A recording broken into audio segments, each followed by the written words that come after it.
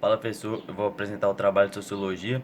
O grupo é a Ana Clara, o Galante, o Gleison, a Julie, o Matheus Cury e eu. Agora eu vou definir a teoria compreensiva de Max Weber. Max Weber analisou as ciências humanas, mas ele preferiu dar foco à sociologia. Ele acredita que o indivíduo é a explicação, é o centro e a explicação para todos os acontecimentos de um fato social.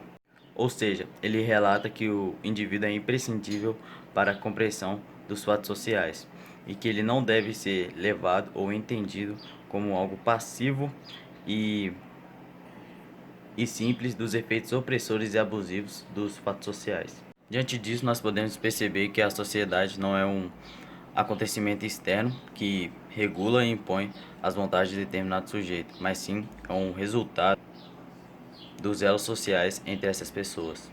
Agora eu vou apresentar a teoria da ação social.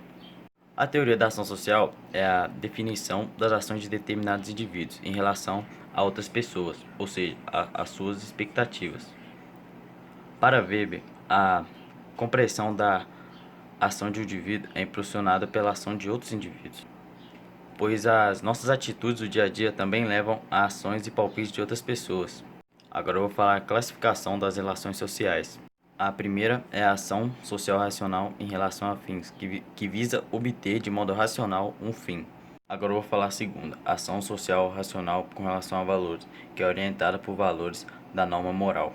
Agora eu vou falar da ação social afetiva, que ela é determinada por afetos e emoções, e ela não se trata de uma ação social racional, pois ela envolve impulso e satisfação imediata.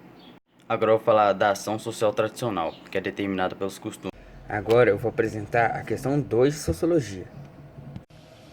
Karl Marx e Weber são indispensáveis para a gente entender o mundo de hoje, que continua capitalista no século XXI, que é diferente do século XIX, mudou bastante coisa. Weber, diferente de Karl Marx, ele acredita que o materialismo histórico ele é extremamente importante. E ele acredita que sua aplicabilidade é condicionante e não determinante, igual Marx falava. Weber, ele critica o marxismo por falar que está muito preso à economia, que a economia ela acaba interferindo nas condições sociais, políticas e culturais. O Karl Marx ele acreditava que após uma revolução industrial, a classe dos donos das fábricas se diferenciaria dos operários das fábricas. Ele dividia a sociedade, por exemplo, na burguesia pequena, na média e na alta burguesia. Já o Max Weber, que escreveu meio século depois de Karl Marx, ele considerava que as classes eram divididas em três fatores: o poder, a riqueza e o prestígio. É isso que ele acreditava. Agora eu vou estabelecer um paralelo entre os modelos de estratificação social de Max Weber e Karl Marx. O capitalismo é é o sistema, econômico que mais predomina no mundo atualmente. Com ele surgiram diversos outros fatores, como por exemplo a estratificação social.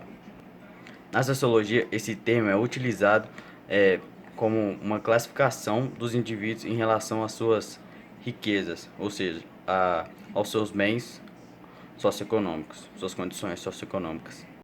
Um exemplo da estratificação social é o fato grande diferença entre os pobres, os classe médias e os ricos. Por exemplo, os pobres, eles estão desempregados e em muitos casos não têm abrigo nem comida, ou seja, eles vivem na miséria.